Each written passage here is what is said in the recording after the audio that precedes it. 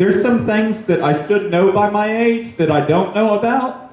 You know, we're picking up what I'm putting down. Like, for example, we were on our way to another show in Birmingham last week, and we passed by one of those Carvana towers. Have y'all seen these? I had no idea what Carvana was. It just looked like a bunch of cars in a glass tower to me. I was like, Carvana? Wasn't that popular band in the 90s? Like, I think they had that one song, Smells Like New Car Scents. I think the lead singer blew a head gasket or something. There's a lot I don't know. How's everybody's year going? We're most of the way through it. Yeah, that face says it all. Like, anybody feel any different this year? It's just 2020 Part 3. People don't like when I call it that, but this is just the decade of the year, folks. It's just bad all the way through. You know, my year started out in a real fun way. Y'all remember that fun time? That one fun time? Where I got broken up with? Like, one day before our anniversary, 10 minutes before I had to go host a comedy show, I was like, oof, baby, that hurts. I kind of preferred it when you just hit me instead. Don't worry, the old Matthew Tate's doing great. Back in therapy. We got anybody in therapy in here? Yeah?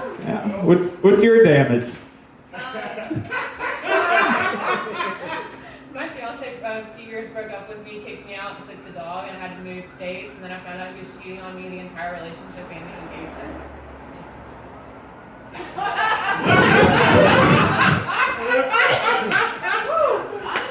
I am so sorry. I feel like I can just go ahead and cancel my next appointment. I wasn't in therapy for the longest time. I wasn't in therapy. I stayed out of therapy for about 20 years, actually, because my last therapists, fun fact, both of them wound up in federal prison for doing some pretty fucked up stuff up in Huntsville. Don't worry, one of them's dead. You're safe, I guess. Yeah.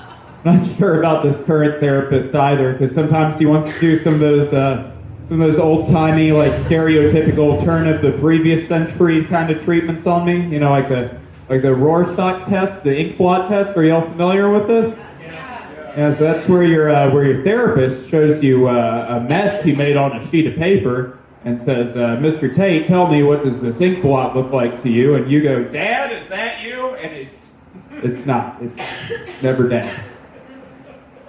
I miss him a lot, you know, especially around this time of year. It's the colder months. He's not dead. He's just emotionally unavailable. Like heading into, autumn and the holidays, I miss him a lot. I remember some of those, like, good old times me and my old man used to have, like just the two of us sitting around the house, sitting on the couch, watching some football, eating a turkey sandwich. It's Thanksgiving Day and none of the rest of the family want anything to do with us. You picking up what I'm putting? Knock, knock. Not my dad. Catch up, folks. Where was I before I so rudely interrupted myself? Oh, therapy. That's right, therapy. So the therapist was like, well, Mr. Tate, the next game we're going to play, it's a word association game. So this is how this works. I'm going to tell you a series of words, and then you tell me the first word to pop into your head. And I was like, well, this seems like a fucking waste of time, Dr. Freud, but I finally have some health insurance at the age of 36, so I'll play your sick, twisted game, you little bastard from the Saw movies. He was like, all right, Mr. Tate, your first words are white noise. And I said, did you mean Fox News? He didn't find that one as funny. He kicked me out. Can you believe it? The therapist, not my dad. He kicked me out years ago. All right, moving on. Anybody else got the bad depression in here? We a depressed crowd? Okay, just me, the comics, and this lady right here. Everybody else has got their shit together.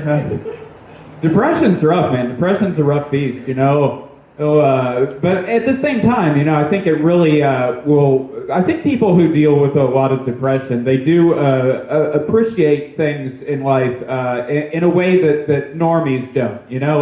Like we see the silver lining a lot more vividly. Things that other people might see as very mundane, we cherish. Like for example, old Matthew Tate cannot wait to go home tonight and take a nice, hot, relaxing bath with my favorite toaster. Yeah, depression is rough, Eddie. Have you really neglecting a lot of important day-to-day responsibilities in your life? Like, for example, any of y'all ever been sitting at home, maybe on a Saturday night after a comedy show and about 3 bottles of wine, you suddenly say to yourself, man, this gun tastes like I haven't cleaned it in a while.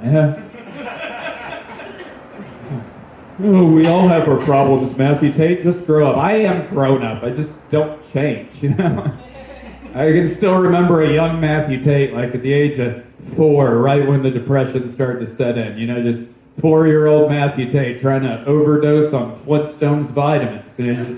It's like, I yabba dabba don't want to see another day.